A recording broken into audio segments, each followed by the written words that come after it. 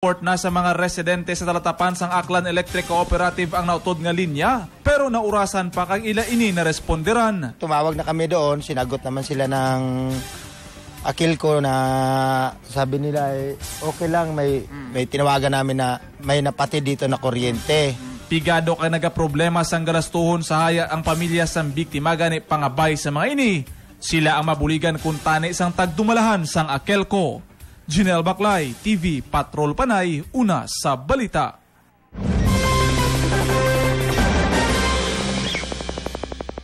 I want happiness. I want happiness. Ini ang bag-o nga dala sang Pro Friends sa Iloilo sa ila panibag-o nga brand launching sang Dablaglang. Tinutuyo sini nga magdala sang kasadya sa mga Ilonggo, pinaagi sa pagtanyag sang affordable apang dekalidad nga puloy-an kag matawhay nga komunidad. We don't just build subdivisions. We would like to create communities. Kadungan sini ang pagbukas ang pinakabag-o nga modelo sang balay sa Park Regency Residences, ang Amanda. Oh, I want happiness. It's not simply just about making it beautiful, but creating that story na yung gusto nila, hinahanap nila para sa pamilya nila nandun. Sa sulod sang 15 katuig, Pro Friends had created communities and transformed lives. Park Regency will have the distinction of a congressman and a mayor as part of their community.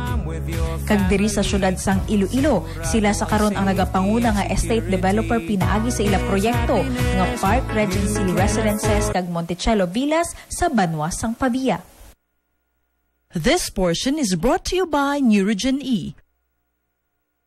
Bisan aran ako ya sa akon nga 50s, gusto ko nga damo magyapon ang akon ginaasikaso. Gatumar ko sang vitamin B complex para maubra ko gihapon ang mga gusto ko. Pero hambal sang akon nga doktor, sa Neurogen E makuha ko ang taas na dosang vitamin B complex na akon kinahanglan. Kag kay may ara duga nga benepisyo sang vitamin E, protektado pagid ko halin sa halit nga dala sa katigulangon. Ang pinakanami pa, tag 750 lang ang kada tableta. Kag kabalugit ko nga insakto ang akon ginpili.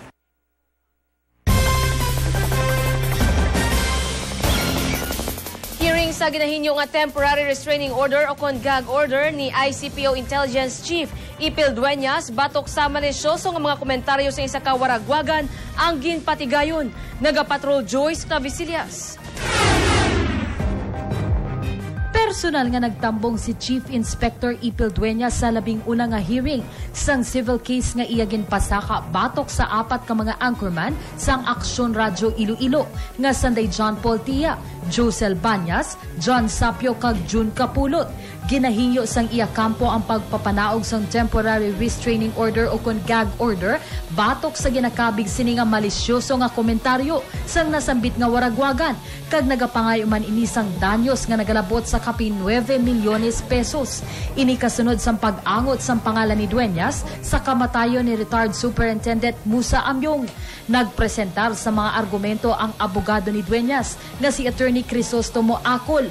Nagserbe nga abogado sa mga anchorman sanday Attorney Eldred Entequera, Attorney Antonio Pesina kag Attorney Nori Posesion. Gintalana sa Enero 14 ang masunod nga hearing kung sa diin ipresentar sang kampo ni Dueñas ang mga ebidensya. But we will be presenting evidence one by one on our allegations. And of course, we are given by the, since we don't have the time to do this, and this is actually broadcast media, so medyo mahirap-hirap yung documentation on presentation of our real evidence. Nagasandigman ang argumento sang Aksyon Radyo sa freedom of the press. Gabang kita sa constitutional provision on the exercise of press freedom. In the absence of any clear and present danger, ang exercise ng press freedom may not be restrained. Si Executive Judge Danilo Galvez ang nagauyat sang nasambit nga kaso. Joyce Clavisillas, TV Patrol Panay, una sa balita. Kaso nga murder ang gimpasaka na sang PNP